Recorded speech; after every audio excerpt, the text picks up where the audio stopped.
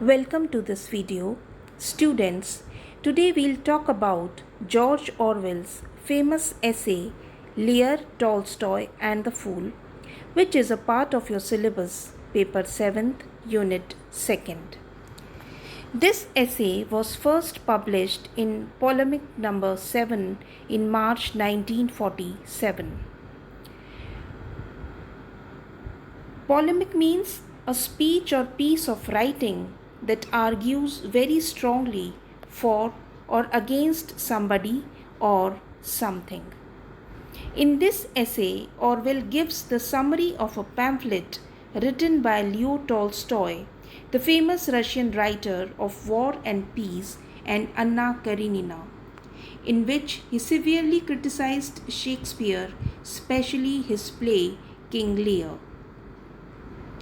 The theme of this essay includes Orwell's defense of Shakespeare and rejection of Tolstoy's charges against Shakespeare. It also deals with the role of the fool in his play King Lear. It also discusses similarities between Lear and Tolstoy, and philosophy of renunciation is also a sub-theme of this essay. Students, it is a lengthy essay, and so, for your convenience and better understanding of the text, we'll divide it into parts and study accordingly. Today, in the first part of the video, we'll study the summary of the pamphlet written by Leo Tolstoy, in which he severely criticized Shakespeare as a dramatist and specifically his play King Lear. So now we read the text of the essay because reading is the first step for understanding and analyzing a piece of writing. So here we go.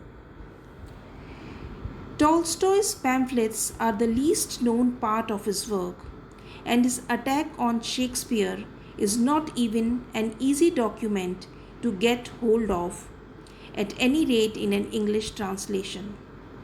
Perhaps, therefore, it will be useful if I give a summary of the pamphlet before trying to discuss it. Tolstoy begins by saying that throughout life, Shakespeare has aroused in him an irresistible repulsion and tedium. Conscious that the opinion of the civilized world is against him, he has made one attempt after another on Shakespeare's works, reading and rereading them in Russian, English, and German. But I invariably underwent the same feelings, repulsion, weariness, and bewilderment. Now, at the age of 75, he has once again reread the entire works of Shakespeare, including the historical plays, and I have felt with an even greater force the same feelings.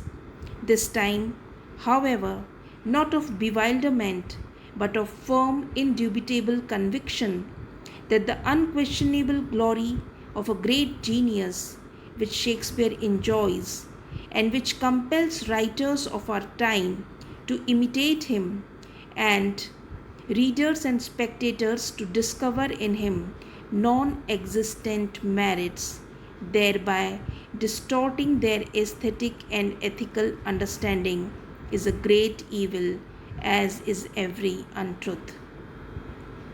Shakespeare, Tolstoy adds, is not merely no genius, but is not even an average author, and in order to demonstrate this fact, he will examine King Lear, which, as he is able to show by quotations from Hazlitt, Brandeis, and others, has been extravagantly praised and can be taken as an example of Shakespeare's best work.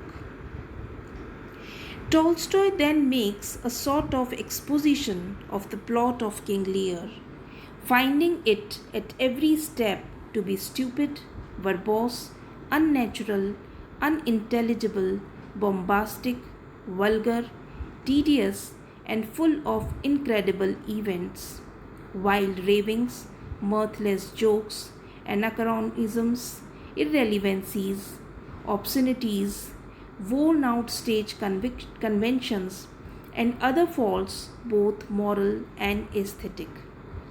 Lear is, in any case, a plagiarism of an earlier and much better play, King Lear, by an unknown author, which Shakespeare stole and then ruined. It is worth quoting a specimen paragraph to illustrate the manner in which Tolstoy goes to work.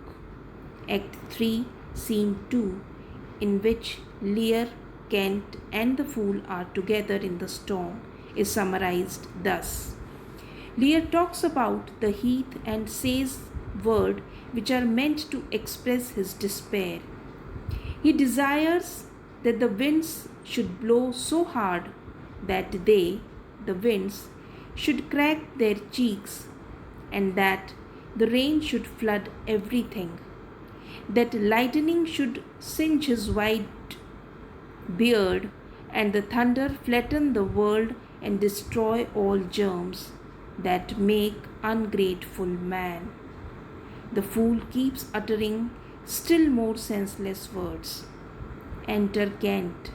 Lear says that for some reason during this storm all criminals shall be found out and convicted. Kent, still unrecognized by Lear, endeavors to persuade him to take refuge in a hovel.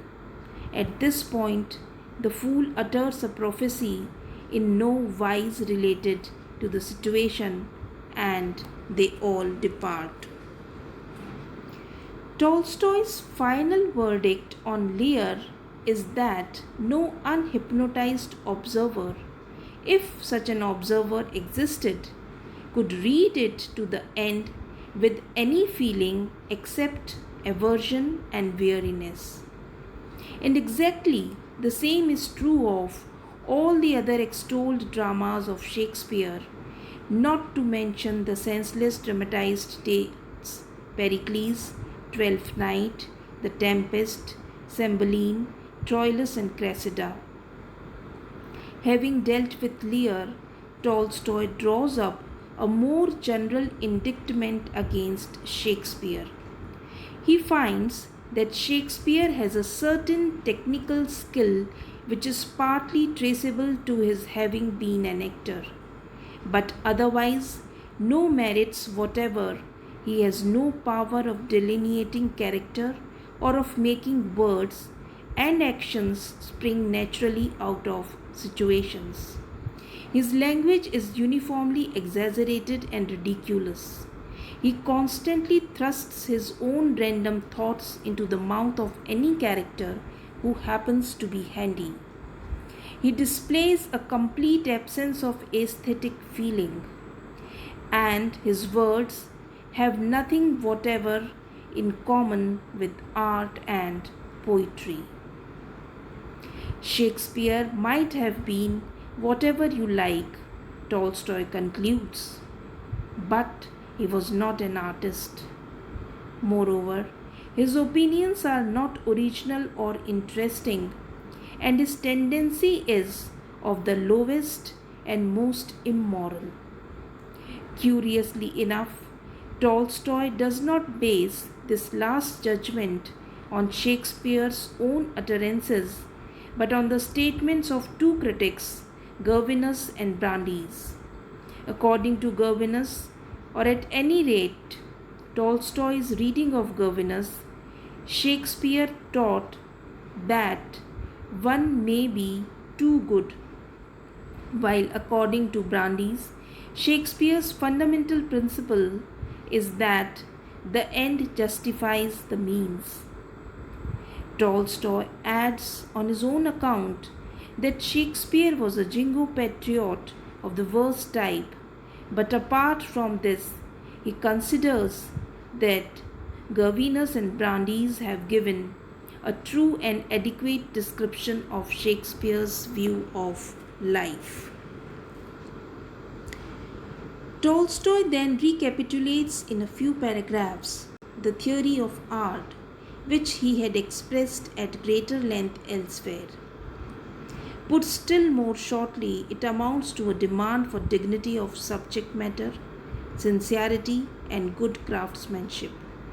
A great work of art must deal with some subject which is important to the life of mankind.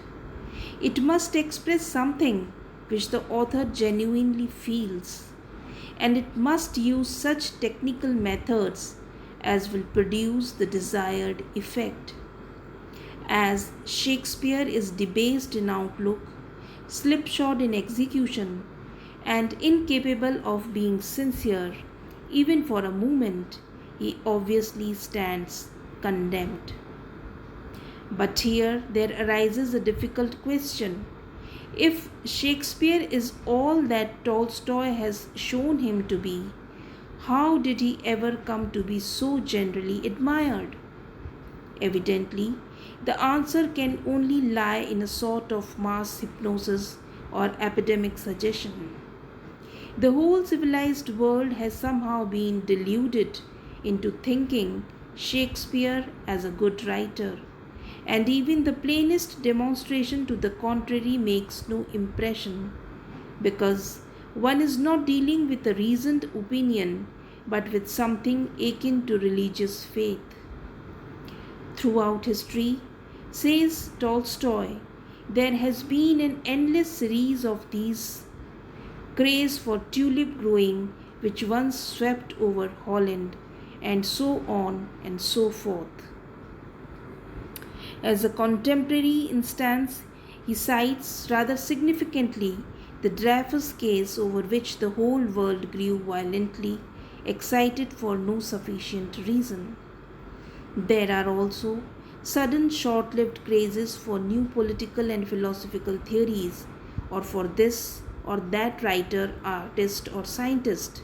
For example, Darwin, who in 1903 is beginning to be forgotten, and in some cases, a quite worthless popular idol may remain in favor for centuries, for it also happens that such crazes, having arisen in consequence of special reasons, accidentally favoring their establishment, correspond in such a degree to the views of life spread in society, and especially in literary circles, that they are maintained for a long time.